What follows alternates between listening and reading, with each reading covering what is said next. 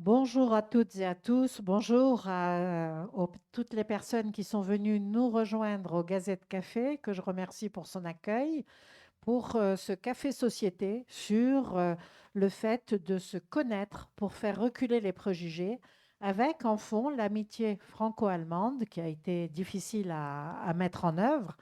Et bien sûr, c'est un projet qui est soutenu par le Fonds franco-allemand qui agit pour que les populations françaises et allemandes se rapprochent constamment et toujours un peu plus. Alors, nous avons plusieurs angles aujourd'hui pour approcher cet exemple de l'amitié franco-allemande. Après toutes les guerres, ça n'était pas gagné que les deux peuples s'aiment et deviennent des moteurs de l'Union européenne.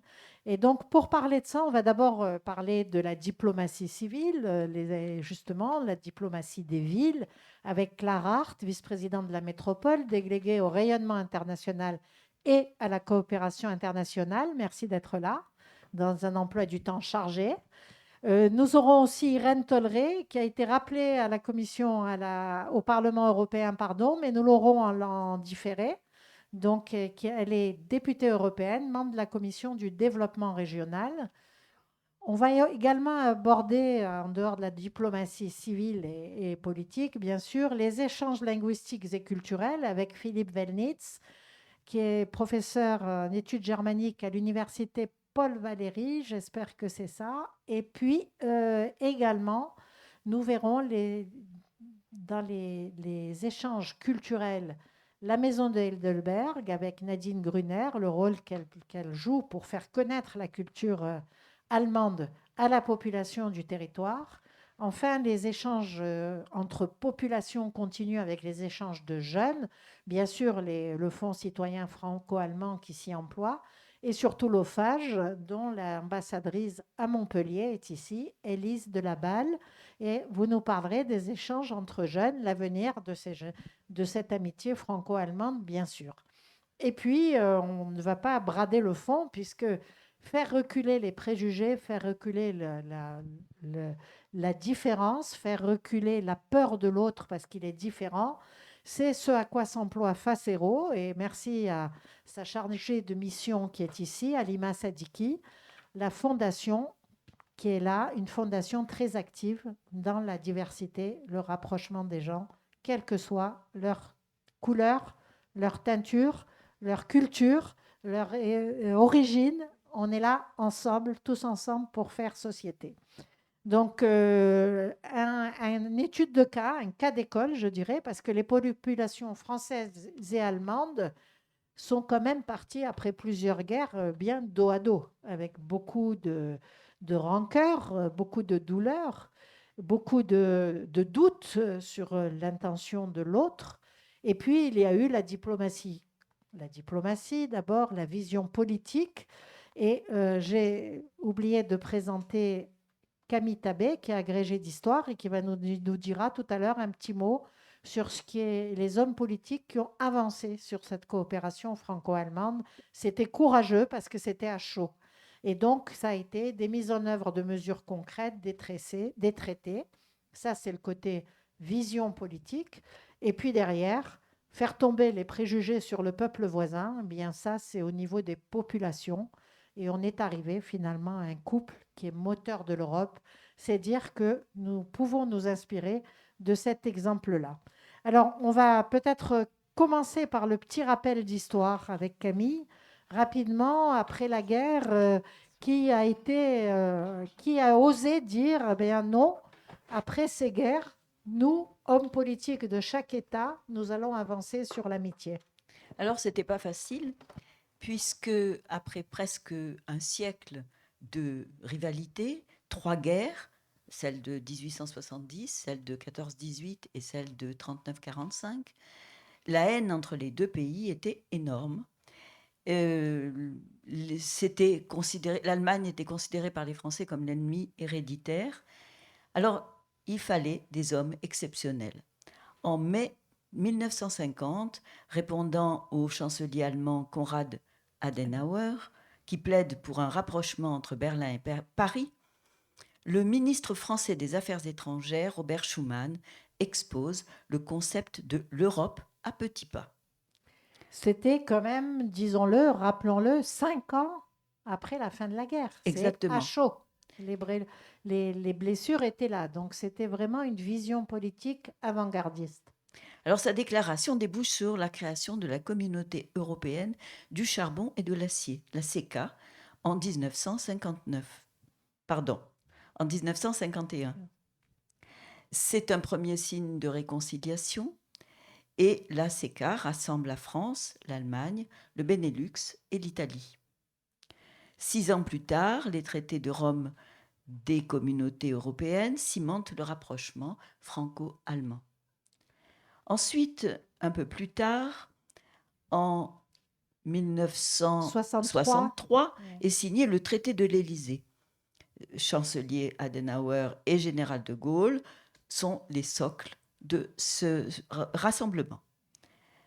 Ensuite, en mars 69, lors du 13e sommet franco-allemand à Paris, les deux gouvernements décident de la production en commun de l'Airbus, de la création des premières sections bilingues dans les écoles allemandes, en Bade-Württemberg, en Bavière, en Rhénanie du Nord et en Westphalie.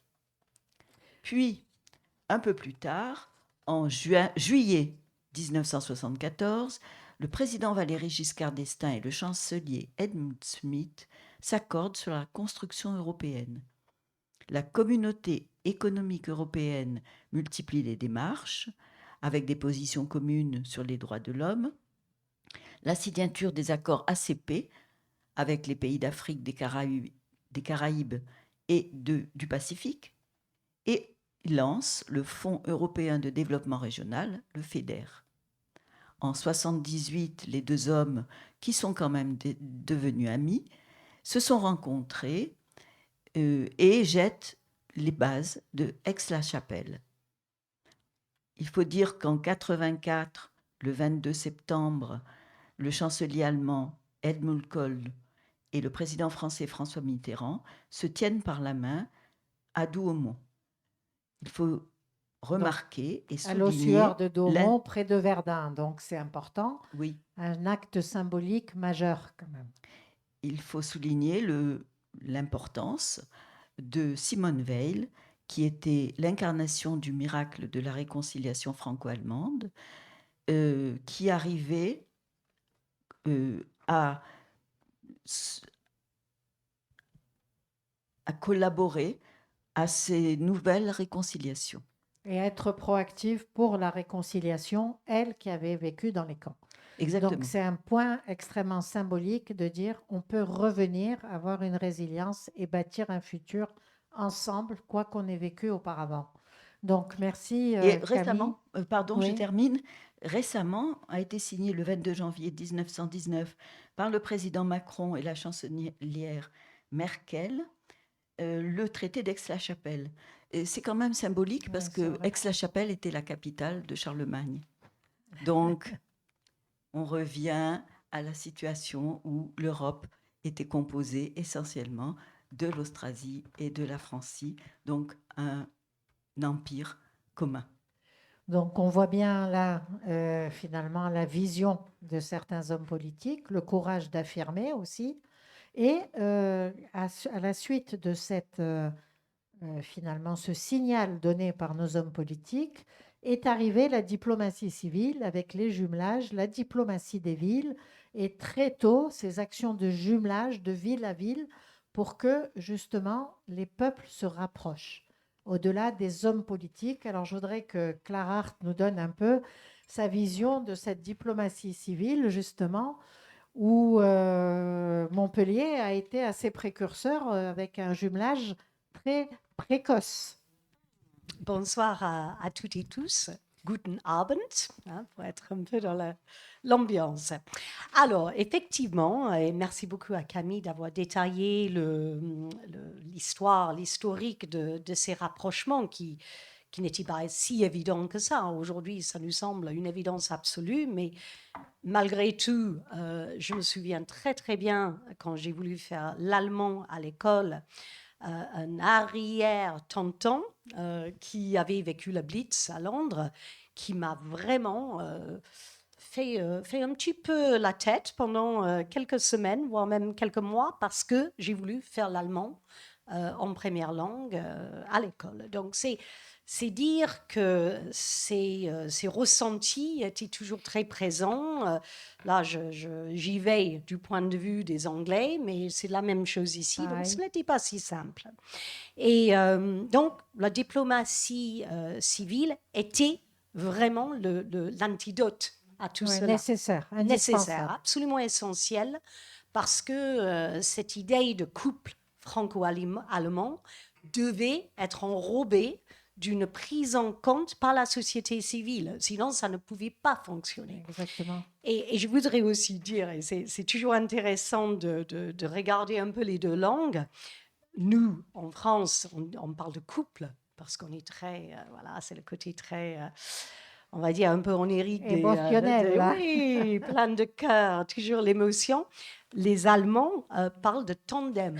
Et c'est très intéressant, le tandem. Donc, on avance ensemble dans le même sens vers un but commun. Donc, ça, je trouve toujours cette idée intéressante. Donc, qu'est-ce qu'on a fait, nous, les villes en France et puis en Allemagne? Ben, on s'est rapprochés. On a réussi à créer des rapprochements. Et pour prendre le cas de notre belle ville de Montpellier, on s'est rapprochés, mais avant le traité de l'Élysée, avant le 63. On vient de fêter les 62 ans de notre jumelage. Donc, c'est quand même extrêmement intéressant de penser que deux villes ont su faire le grand pas l'une vers l'autre bien avant que Adenauer et Charles de Gaulle aient signé ce fameux pacte. Donc ça, je trouve très intéressant. Et puis bon, ce n'est pas pour Clara, rien c'est la aujourd'hui. culture de Montpellier Je pense que d'aller c'est dans vers comme le... ça vers le lien. Tout à fait. Je pense que c'est dans le... Ça coule dans les veines ou c'est dans l'ADN de la ville de Montpellier, qui est une ville qui est tournée vers l'extérieur depuis la nuit du temps. Et je prends l'exemple des 800 ans de la faculté de médecine, qui est une faculté qui a été créée, construite, bâtie à partir des personnes qui viennent des quatre coins du monde. Donc là, je pense qu'on a effectivement un préalable qui fait que, voilà, c'était pour nous une évidence. Donc, une fois qu'on a dit cela, et nous, on s'est rapprochés de cette très belle ville de Heidelberg, et l'université, cher Philippe, est très souvent à la base de ces liens aussi, parce que l'université, les universités, les chercheurs, les enseignants, chercheurs et les étudiants, bien évidemment, ont tout à faire ensemble. Donc, les liens se sont tissés très, très rapidement. Donc, là, une fois qu'on a avancé sur le plan de l'université, on a aussi l'aspect économique. N'oublions pas, et ça a été très bien détaillé, le CECA. Le CECA, le premier accord entre la France et l'Allemagne, était basé sur les échanges économiques, d'acier, de charbon. Donc, on était vraiment là dans l'économie. On a parlé d'Airbus. Et puis, il y a d'autres projets franco-allemands, voire même européens, qui ont suivi tout cela. Donc, nous aussi, on a cherché à créer du lien pour nos entreprises, pour les Bien entreprises sûr. du territoire. Donc, Et puis, je vais rappeler que Rafale est un groupe d'affaires franco-allemand exactement, sur le territoire exactement. et qui génère des actions entre les deux Tout à fait. Un club les entreprises. d'affaires franco-allemand géré, porté, animé par les entreprises elles-mêmes. Donc ça, c'est très important et ça fait partie de cet ensemblier qui fait l'amitié franco-allemande. Et puis on est allé un pas plus loin. On n'est pas très, très nombreux en France d'avoir fait cela. On a décidé de créer une maison commune dans les deux villes. Donc, une maison de Montpellier à Heidelberg et une maison de Heidelberg à Montpellier. Donc ça, Nadine va bien évidemment détailler tout cela tout à l'heure. Mais c'est très intéressant parce que tout cela s'est créé il y a 4 siècles. Donc c'est quand même 4 décennies, pardon. Oui. 4 siècles. Je me... 4 décennies. Donc, c'est quand même très intéressant de penser qu'à ce moment-là, on était capable de faire ce pas-là, de Voilà. créer une maison dans chaque ville. Et cette maison, bien évidemment, a lancé des tas d'échanges autour de tout un tas de sujets Donc, qui des concernent échanges les jeunes et puis la société civile aussi. aussi. Donc, le jumelage, il est articulé autour d'échanges, d'envoi de jeunes de part et d'autre, Voilà. d'échanges culturels également. Échanges culturels, bien sûr, avec un partage des événements culturels dans chaque ville. Je prends l'exemple de Cinémed. Cinémed, qui se passe à Montpellier, a aussi la version heidelbergeoise. Donc là, on a un Cinémed à Heidelberg. Donc c'est très intéressant. Et vice-versa, bien sûr, Nadine, je ne veux On pas va arriver. effleurer la partie Oui, maison de Heidelberg, mais Nadine pour tout un tas de projets culturels extrêmement riches et même très innovants qui permet au public montpelliérain qui sont très friands de ces expériences-là de pouvoir vraiment goûter aux réalités de l'amitié franco-allemande. Donc voilà, c'est tout ça mis ensemble et je rajoute l'Abibac, ça a été aussi présenté tout à l'heure, cette idée de dire nos jeunes peuvent avoir un double double baccalauréat, cursus. baccalauréat, abitur, et pouvoir aller dans les universités en France et en Allemagne sans être obligé de faire prévaloir une équivalence, avoir un diplôme partagé, c'est quand même absolument formidable. On n'a pas ça sur d'autres cultures. C'est Exact. très spécifique à l'amitié franco-allemande. Donc tout cela fait que aujourd'hui, ici, à Montpellier, à notre niveau, on a une évidence absolue dans cette amitié franco-allemande. Pour nous, on le vit tous les jours. C'est quelque chose que nous mettons à la disposition de nos jeunes, de nos moins jeunes. On est en train actuellement de lancer une plateforme de mise en contact parce qu'on voudrait amener tout cela vers les personnes les plus éloignées, en fait, de nos jumelages. C'est toujours les jeunes, c'est toujours les étudiants. Mais pourquoi pas nos aînés? Pourquoi pas amener ça dans les EHPAD aussi, Bien sûr, on va avoir vers des- les personnes âgées pour qu'ils puissent aussi bénéficier de tout cela. Et pourquoi pas aussi donner la possibilité à des personnes vraiment en difficulté d'exclusion sur notre territoire de pouvoir aussi y accéder. Et on a vécu, juste peut-être pour, je ne veux pas monopoliser la parole, mais juste un exemple extrêmement fort et quelque chose sur lequel on était très, très fiers il y a 1 an et demi. On a pu amener à Heidelberg un groupe de femmes issues de la communauté gitane de Montpellier, des personnes qui n'avaient jamais quitté C'était une Montpellier. très belle expérience. Jamais quitté Très Montpellier. belle C'était expérience. extraordinaire. On les a amenées à Heidelberg. Elles ont pris l'avion pour la première fois, bien sûr. Et à Heidelberg, on a pu créer un travail en commun d'improvisation et de construction théâtrale avec ces femmes-là et avec la communauté gitane de Heidelberg. Donc il y a eu une mise en Magnifique. musique de toutes ces femmes et on a pu, Nadine était présente, on a pu partager ce moment-là, ce moment très fort à Heidelberg. Et aujourd'hui, ces femmes-là sont bien évidemment revenues dans leur communauté, transformées, et elles ont transformé autour d'elles. Donc je pense que ces expériences sont réellement source de transformation de nos sociétés, en tout cas extrêmement positives pour toutes et tous. Voilà. C'est vraiment faire des ambassadeurs de l'amitié franco-allemande, des échanges culturels et économiques, bien sûr. Tout à fait. Alors, on va venir aux échanges linguistiques et culturels avec Philippe Wellnitz. Je voudrais que vous nous disiez un peu votre expérience d'étudiant à l'université Paul Valéry. C'est tout à fait intéressant de voir ce mélange, ce melting pot qui existe à la fois sur la langue, la culture des étudiants allemands, français. Donc, dites-nous un peu comment fonctionne votre activité. Alors absolument. Mais avant de parler de l'université Paul Valéry, où je travaille effectivement en tant que germaniste, j'aimerais dire un mot de mes parents qui ont participé au premier échange franco-allemand entre la Sorbonne et l'université de Bonn en 1950. On se Ce- lève moralement là. oui, moi, oui, en mémoire à mes parents. Mais pour ce qui concerne l'université Paul Valéry, nous avons actuellement, bon an, mal an, 250 à 300 étudiants allemands qui s'inscrivent chez nous, à Paul Valéry, en sciences humaines et sociales, donc toutes disciplines confondues. Et il faut considérer qu'avec 23 000 étudiants, dont à peu près, alors ça c'est une estimation, 3000 étrangers, ils constituent à peu près 10% des 10%. étrangers qui viennent faire des études à l'université Paul Valéry.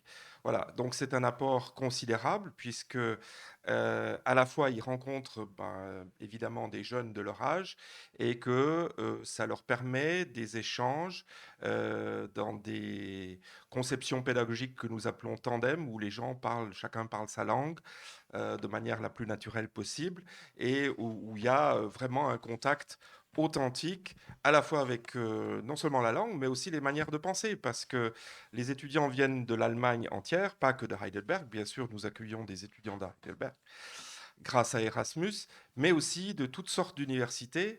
Et là, ce qui est très important pour nos étudiants, c'est de découvrir la très grande diversité des points de vue.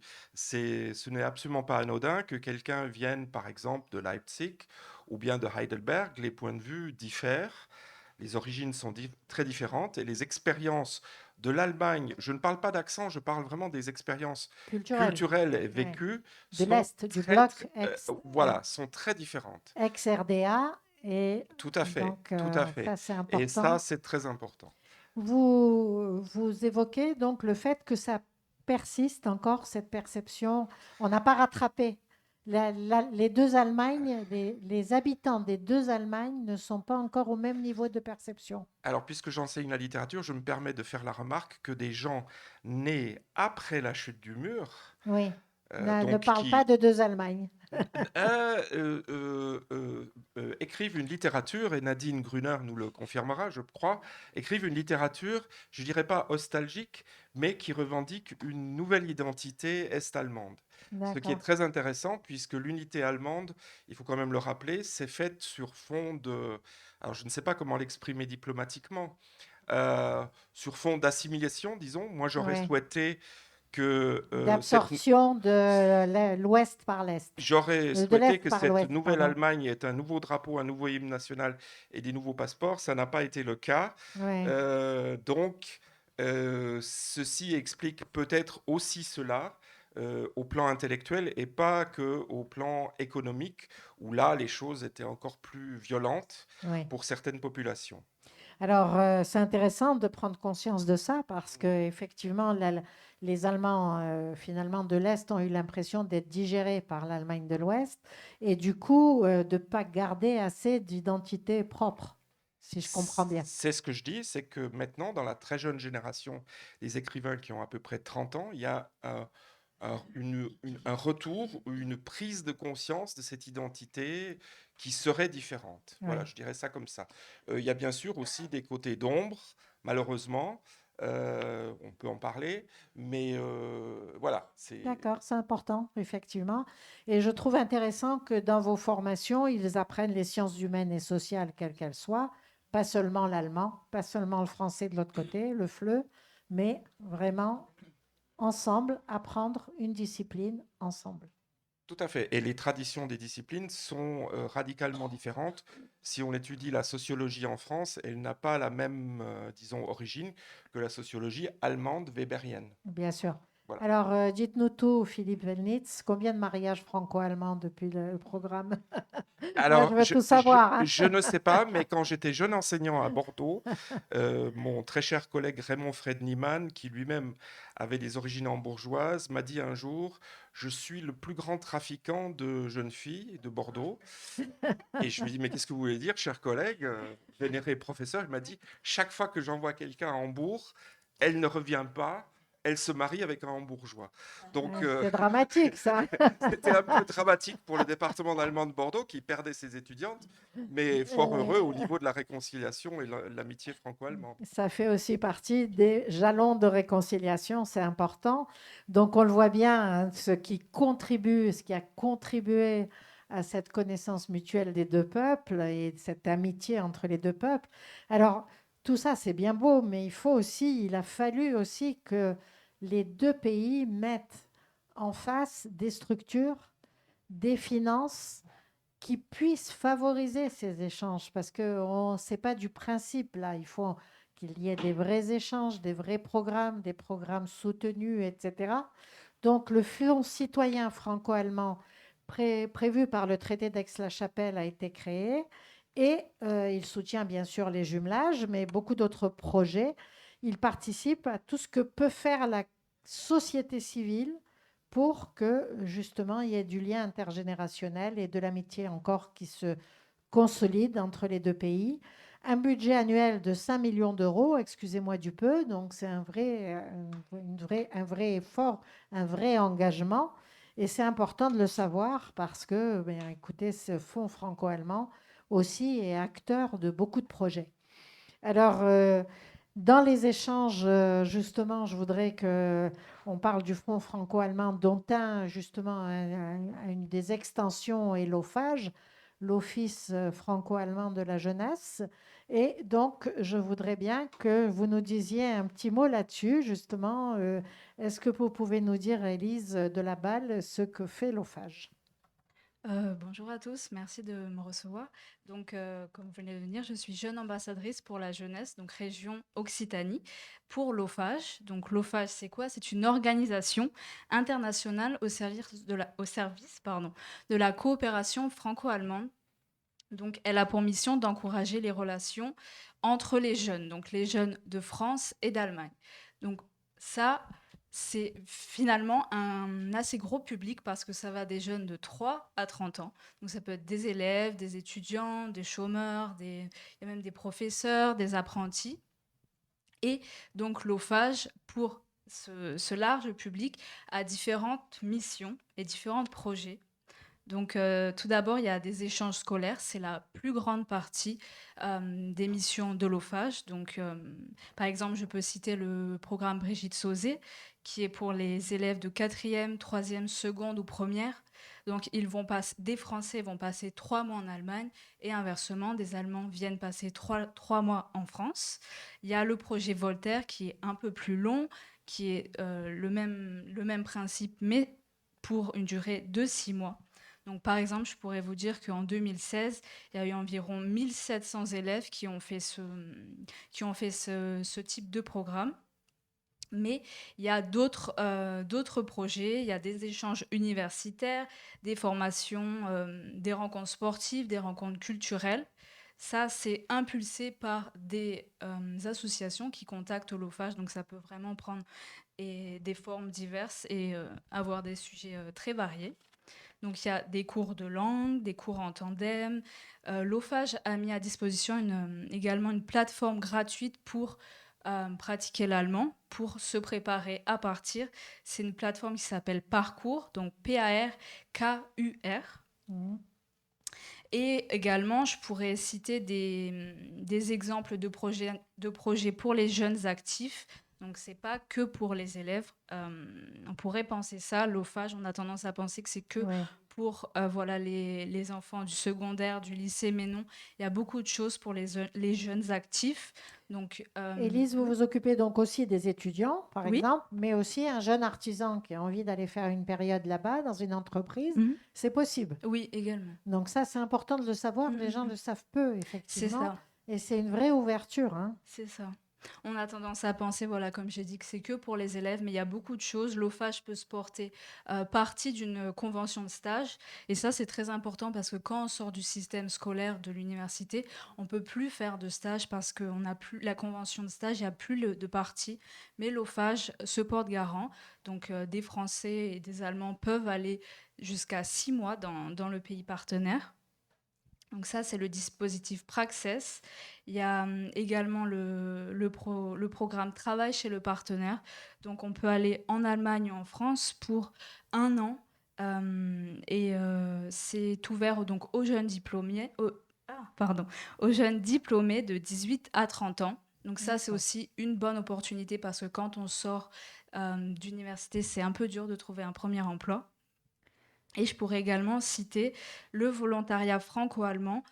C'est une sorte de service civique en Allemagne ou en France qui est également soutenu par l'OFAGE.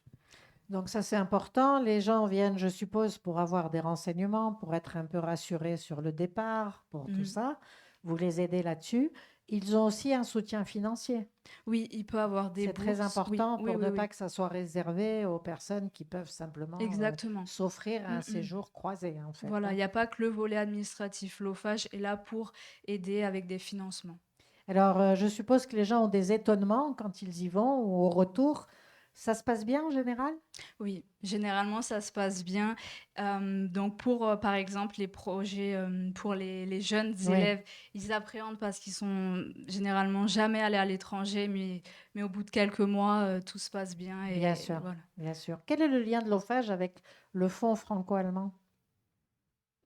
Vous avez Heu des liens structurels ou pas du tout? je sais Non, pas vous à ne ce savez niveau-là. pas. Ok, très bien. Alors, on a parlé de ces échanges de jeunes, on reviendra dessus tout à l'heure. Est-ce qu'on va parler maintenant des échanges culturels hein, avec Nadine Gruner et la maison de Heidelberg à Montpellier que vous dirigez? Alors, quelle a été la maison de Heidelberg? Elle a été créée quand? On est, on a été créé en 1966, Oui, donc très tôt. 5 ans après la signature du jumelage.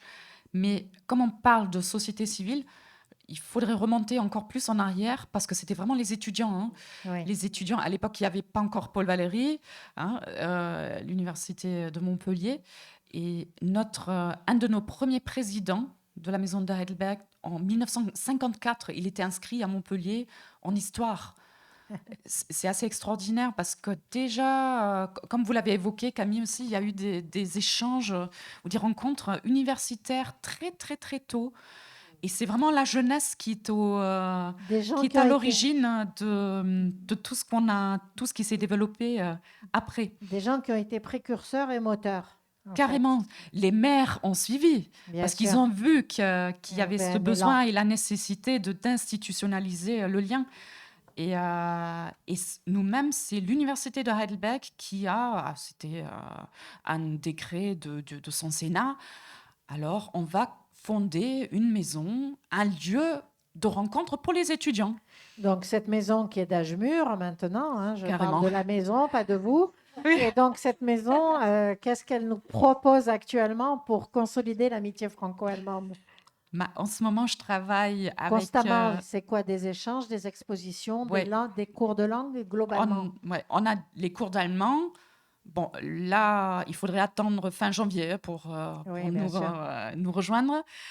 Puis la programmation culturelle, je travaille actuellement sur un grand séminaire, un Bootcamp franco-allemand. J'ai appris hier que du côté Heidelberg, toutes les places étaient prises. C'est super. Il y a 15 Allemands qui viennent la semaine prochaine pour travailler la candidature Montpellier 2028. C'est un projet Oui. lauréat. Donc, on commence à se lancer dans les échanges de jeunesse, en fait, ce qu'on n'a pas encore vraiment eu le temps de faire. C'est nouveau. Et Vous puis, on a notre... organisez des conférences aussi. Oui, des conférences. Jeudi soir, il y a le ciné-club, il y a le cercle de lecture. On a un vernissage la semaine prochaine. On Donc, couvre ça tous les n'arrête genres de pas. culture. Ça Ça n'arrête n'arrête pas, pas. vraiment. Donc, tout ça fait que vous avez un public qui est plutôt germaniste ou plutôt français ou les deux complètement mélangés? On a, on a les deux, hein, même international, parce que c'est assez drôle. Souvent, c'est des personnes qui viennent encore d'un autre pays, qui ont envie, parce qu'ils apprennent déjà le français, qui ont envie de rajouter une autre langue ou Oui, de l'entretenir. exactement. Donc, ça fait qu'on est un lieu très, très divers, et avec un public très éclectique. Donc, on voit bien là tous les paramètres hein, de diplomatie civile, d'échanges linguistiques, culturels, bien sûr, d'échanges entre les populations avec les jeunes et les moins jeunes d'ailleurs, les échanges avec des échanges croisés d'un pays à l'autre. Alors, je voudrais revenir sur ce qui nous intéresse là, il nous intéresse de montrer que cet exemple de l'amitié franco-allemande, elle est emblématique quand on parle de préjugés, de stéréotypes sur l'autre. Finalement, ce rapprochement, se connaître, c'est quelque chose qui fait avancer l'amitié. Alors, je demande justement à Lima Sadiki de nous dire quelque chose pour la Fondation Facero contre l'exclusion. Bonjour à toutes et à tous.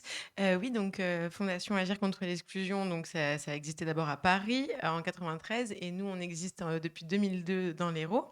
On a la chance d'avoir une antenne à Béziers et une à Montpellier. Et donc, bien sûr, notre mission, c'est de lutter contre les exclusions, contre toute forme d'exclusion, hein. Malheureusement, il en existe énormément. Ça peut être dû à vos origines, à votre religion, à un handicap ou non, à un genre, à une orientation sexuelle, et j'en passe, parce que dans la loi française, il en existe 25 des critères de discrimination, quand dans la moyenne européenne, c'est 6. Donc, autant vous dire qu'il y en a quand même pas mal, Ouais. malheureusement. Donc, oui, voilà, c'est ça notre but principal. Alors, les stéréotypes, vous connaissez, les préjugés qui suivent, les gestes ensuite de rejet, bien Mhm. sûr. Donc, est-ce qu'il vous semble que vous, avec l'expérience que vous avez, cette expérience franco-allemande de bâtir une amitié alors que des peuples étaient dos à dos, c'est un exemple, c'est un bon exemple? Oui, je pense que c'est tout à fait un bon exemple, parce que, comme vous l'avez tous et toutes dit, c'était aussi deux cultures différentes, deux manières de vivre totalement différentes.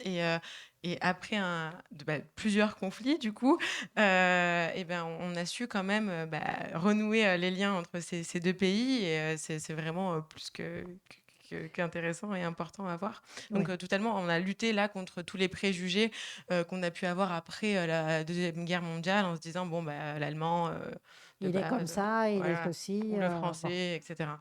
Donc, le français passe sa vie avec un verre de vin, sachant que boire nuit à la santé, Mm. merci le CSA, et, et que derrière, on dit les Allemands sont rigides, Mm. et voilà. Et or, ce mélange a fait que on est plus nuancé. Justement, Philippe Wellnitz, dans votre expérience, les préjugés tombent quand les gens se fréquentent. Oui, j'aimerais ajouter un élément qui n'a pas été cité, c'est l'université franco-allemande. Alors, l'université franco-allemande n'est pas une université, c'est une organisation au même titre que l'OFAGE, qui est Voilà. peut-être un peu moins connue, mais je me réjouis qu'une de mes collègues ait pu créer un cursus binational, ce qui veut dire que les étudiants échangent avec une université partenaire en Allemagne et ont la même durée d'études qu'ils n'auraient eu en France ou en Allemagne, mais obtiennent au bout de ce cursus bidiplômant où ils vont dans l'autre pays, dans des cohortes communes Oui. ou croisées, les deux diplômes. Et je crois que ça, c'est très important. C'est fortement financé, c'est très soutenu, au même titre que Erasmus, puisqu'on a parlé d'argent, c'est quand même important pour les jeunes.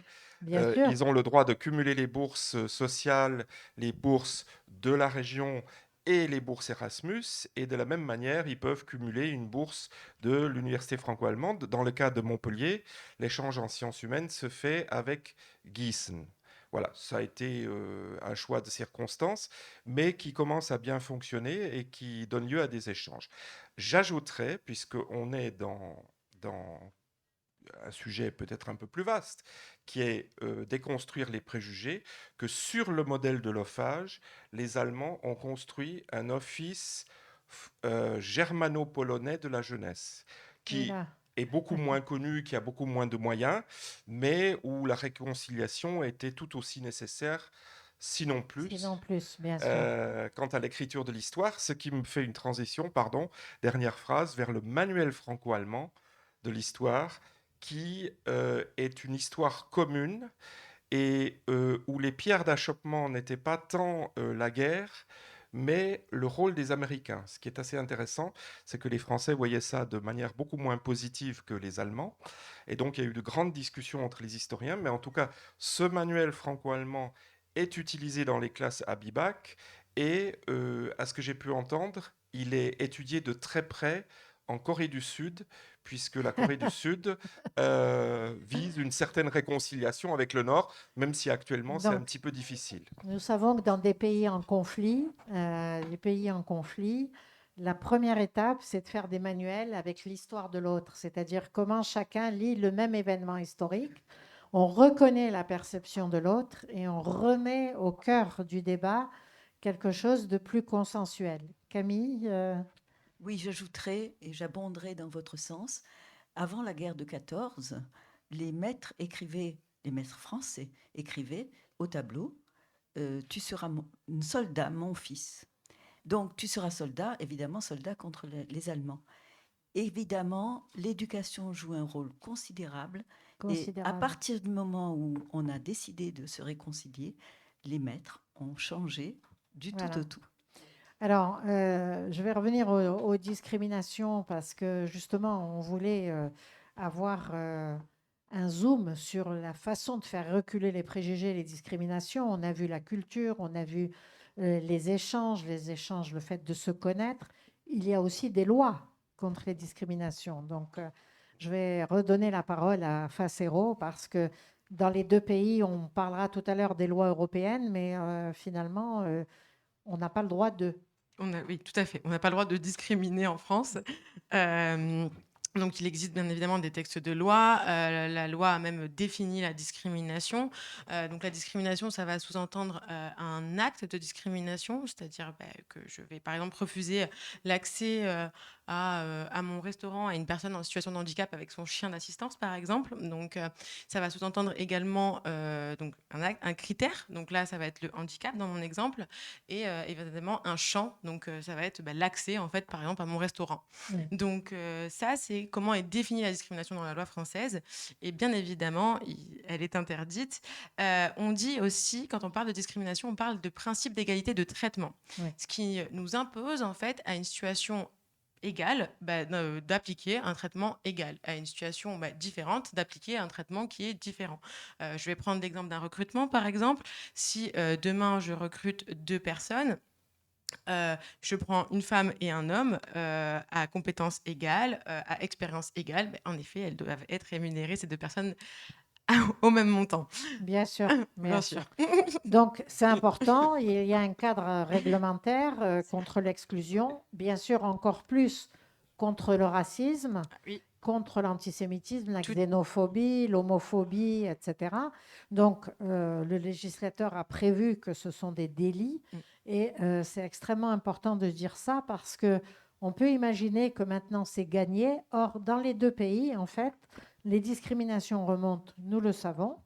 L'antisémitisme et le racisme remontent des deux côtés. Ça veut dire qu'il est important de ne jamais baisser la garde quand on parle de rapprochement entre les peuples. Clara Hart, vous confirmez que ça, c'est un mouvement perpétuel à mobiliser? Oh oui, c'est jamais gagné, on le sait. C'est Simone Veil qui l'avait dit, hein, Oui. dès que ça devient difficile, les droits reculent et elle a tout à fait raison. Donc, on a vraiment besoin de Facero et puis de tous les partenaires qui sont là et qui rappellent ces principes continuellement. Et pour revenir peut-être un tout petit peu sur l'amitié franco-allemande, je pense que l'essentiel, c'est de planter des graines très, très tôt. Vite, Et tôt. très tôt, chez les très jeunes. Oui. Et Avant on- que le préjugé ne soit là. Exactement, exactement. Et on a fait On quelque chose anticipe. voilà, on a fait quelque chose qui est intéressant. On a créé grâce à du matériel audiovisuel, on a pu créer des échanges de classe à classe entre une classe à Montpellier et une classe à Heidelberg. Et ça c'est assez extraordinaire de voir les enfants en train de réactions des gosses. regarder une salle de classe, de voir que les enfants sont comme eux, qu'on chante, qu'on danse, qu'on fait des dessins, qu'on partage des poésies. Ok, on comprend peut-être pas la langue, tout à fait, mais les On enfants sent sont l'autre. comme nous. On sent On l'autre. sent On l'autre. sent l'autre. Et ça, je trouve que c'est très, très important. Alors, Clara Hart, vous m'offrez finalement une transition toute rêvée parce que je voudrais que maintenant, justement, Madame Tolleret, la députée européenne, nous dise quel est le moteur en Europe, justement, pour lutter contre les rejets de l'autre. Est-ce que l'Europe aussi s'est emparée de ce sujet-là et comment? On va écouter Irène Tolleret. Alors, merci de cette question. Désolée de ne pas être avec vous en présence. L'Europe des valeurs, c'est le moteur de l'Europe. Après, derrière, on va décliner des politiques financières, mais on fait ça parce que le slogan européen, c'est uni dans notre diversité, et donc on protège la diversité dans notre union. Et donc, ça veut dire que notre union, au niveau de l'Europe des valeurs, elle bouge toujours. Donc, de la même façon que pour la première fois de son histoire, la Commission a mis en place une stratégie LGBTQI en 2020, fin 2021, de la même façon, on vient d'avoir la première stratégie pour lutter contre l'antisémitisme en Europe. Et c'est important de rappeler que c'est Ursula von der Leyen qui l'a présenté. Donc, parce qu'aujourd'hui, on a une montée de l'antisémitisme en Europe et qu'on a besoin d'avoir des outils, notamment pour cette mémoire où malheureusement il y a de moins en moins de derniers survivants. Et donc, comment est-ce qu'on fait pour transmettre ce flambeau de toutes ces valeurs derrière, unies dans la diversité, à tous nos jeunes? Eh bien, donc il y a un plan assez important. Il y a 3 piliers. Un, prévenir et combattre toutes les formes d'antisémitisme avec des budgets et par exemple la haine en ligne, en soutenant y compris les États membres pour mettre en place des plans de ligne de lutte contre l'antisémitisme. Il y a aussi protéger et faire connaître la culture ou le culte juif dans notre union, avec par exemple, je pense à Montpellier, capitale de la culture, les villes qui candidatent pour capitale européenne de la culture sont invitées à mettre en avant leur histoire juive, si elles en ont une.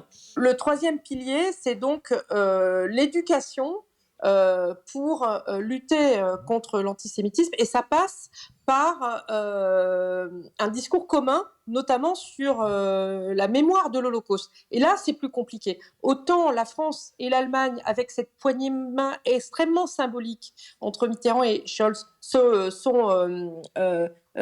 ont tourné le dos à cette histoire horrible, autant il y a des pays qui ont rejoint l'Union européenne peut-être plus récemment et qui n'ont pas fait ce travail mémoriel et qui ont à vivre avec le résultat de la Shoah chez eux. Typiquement en Pologne, comment voulez-vous construire un discours national alors que le premier site touristique visité en Pologne, c'est Auschwitz? Donc c'est important qu'on trouve le moyen pour que l'ensemble des petits Polonais aient le même discours sur la Shoah, c'est-à-dire un discours où on a en même temps ne pas oublier l'horreur et en même temps ne pas oublier les justes. C'est ces 2 choses-là qui doivent faire avancer l'ensemble des pays et qui permettent d'avoir cette Europe des valeurs qui est unie dans la diversité. Chaque Européen doit pouvoir vivre librement avec n'importe quel culte ou n'importe quelle culture, bien entendu, en respectant celle des autres. C'est ça le projet européen et c'est ça ce que le moteur franco-allemand a toujours réussi à apporter.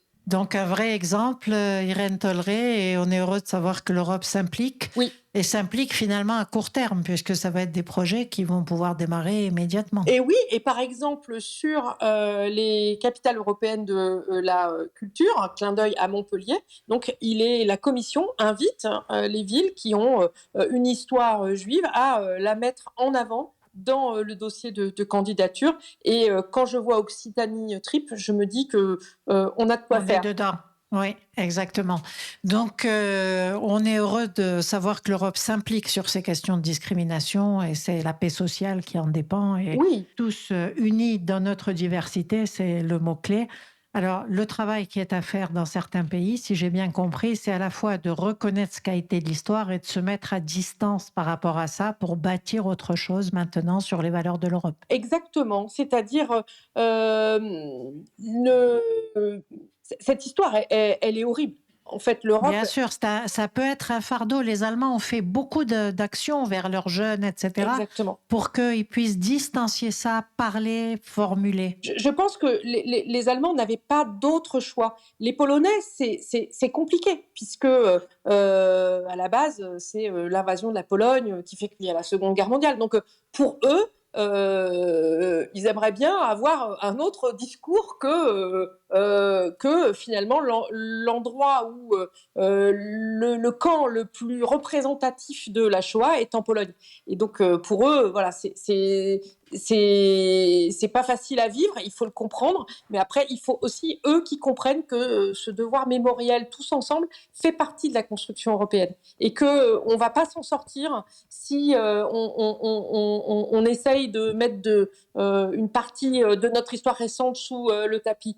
Et d'ailleurs, en Pologne, il y a des reculs sur les droits qui viennent justement d'un parti extrémiste qui essaye de reconstruire un nouveau discours national. Mais on ne peut pas réinventer le passé Le passé, c'est ce qu'on a fait, c'est d'où on vient. Et mettre la lumière sur le passé permet d'éclairer le présent et de ne pas se tromper pour le futur. Et c'est la force de cette relation franco-allemande, c'est d'avoir réussi à faire ça et de continuer à le faire. Merci, je vous remercie, Reine Tolleret. Je rappelle que vous êtes députée européenne et très impliquée sur ces questions de valeur de l'Europe et d'avancement sur les discriminations. Merci beaucoup et bonne soirée à vous. Bien, donc un engagement fort de l'Europe unie dans la diversité, c'est important. On revient, Philippe, au manuel d'histoire écrit à deux mains. C'est-à-dire voir l'histoire de l'autre, se mettre à la digérer, se mettre un peu en distance pour bâtir une amitié pour le futur. Oui, tout à fait. C'est comme, je dirais, comme dans un couple, pour rester dans la métaphore, c'est un couple se forge toujours à deux, avec deux côtés et deux points de vue. Et j'aimerais dire que dans l'histoire, il y a de nombreux points. On pourrait parler de l'Algérie, on pourrait parler de beaucoup de choses qui sont très importantes ici à Montpellier. Je pense que, enfin, je ne veux pas dire que l'amitié franco-allemande est quelque chose d'acquis, mais je dirais que c'est à la base. Et que à C'est un bel exemple. Voilà, et c'est à la base, je dirais que quand la relation franco-allemande, comme ça arrive parfois dans les couples arrangés, parce que ce sont quand même des mariages arrangés, Ouais. s'avère un peu difficile au début. Je ne vais pas les citer, mais il y a des présidents ou présidentes et des chanceliers ou des chancelières qui ont eu disons, des affinités plus ou moins fortes. Néanmoins, ça s'arrange toujours et la raison prend le dessus. Donc, je dirais que quand le couple franco-allemand s'enrhume, comme ça arrive parfois, l'Europe a la grippe. Et ce qui veut dire que c'est quand même à la base de tout et que non pas qu'il y ait une Europe franco-allemande, mais quand même d'autres pays s'alignent et rejoignent ce point de vue. Et ça, c'est une très bonne chose à mon avis. Donc, cette démarche qui a été faite au niveau individuel, se connaître l'histoire de l'autre, se rapprocher et dire que l'avenir se bâtit en admettant l'histoire, en la mettant un peu à distance, en tirant les leçons, en faisant autre chose, c'est quelque chose qui pourrait se faire entre pays maintenant de façon beaucoup plus large. Et donc, on voit bien que ce qui a été fait finalement avec l'implication des politiques, du Fonds citoyen franco-allemand, de donner des moyens finalement pour que les gens se connaissent, pour que les gens se fréquentent, pour que les préjugés tombent, c'est finalement le bon moyen pragmatique d'avancer. Alors, je vais vous demander à chacun, parce que l'heure tourne, en un mot, de donner un mot qui donne votre espoir sur justement le fait de mieux se connaître, faire reculer les préjugés, bâtir des amitiés entre peuples. Alors, Claire, la clé, c'est... Si, chère Perla, tu me le permets, je vais donner une image plutôt qu'un mot. L'image de notre maire, le maire de Montpellier, en train de déposer des gerbes pour les commémorations de la Grande Guerre et la Deuxième Guerre mondiale, main dans la main, avec le consul honoraire d'Allemagne à Montpellier. Voilà. Très belle image. Très, très belle image. Philippe. Alors, l'amour est fondé sur la curiosité réciproque. Donc, il s'agit d'éveiller et d'entretenir la curiosité. Quelle belle philosophie, hein. Bravo, j'adore ça. Je ne vais pas dire un mot non plus.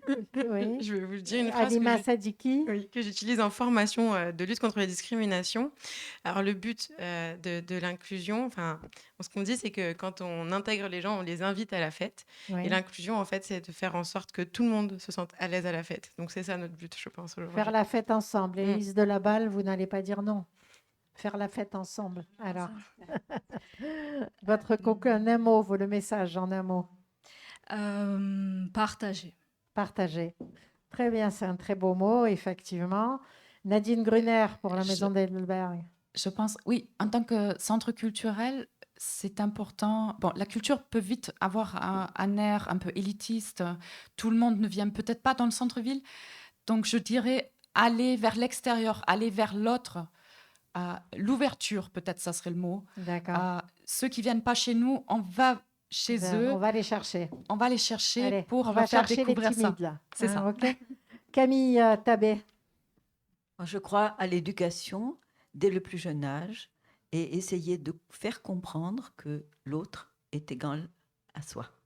Et que les différences nous enrichissent. C'est un très beau plateau, un bel exemple. Je vous remercie pour ces messages très constructifs à un moment où on fait beaucoup de bashing surtout. Ça fait du bien de parler de construction et de choses positives. C'était un café société organisé par Radio Aviva au Gazette Café que nous remercions pour son accueil, avec le Fonds citoyen franco-allemand, bien sûr, avec Clara Hart, vice-présidente de la métropole déléguée au rayonnement international et à la coopération européenne, Irène Tolleret, députée européenne, Philippe Wellnitz de l'Université Paul Valéry, bien sûr pour l'OFAGE, Élise Delaballe, et pour la Maison de Heidelberg, Nadine Gruner, pour Facero, Alima Sadiki, et bien sûr notre rappel d'histoire avec Camille Tabé, que nous remercions pour ce recadrage. Merci à tous. Je rappelle que ce plateau va être diffusé à la fois sur notre antenne et en Facebook Live, donc à des dates que je vous donnerai hors antenne. Merci à tous. Merci à vous.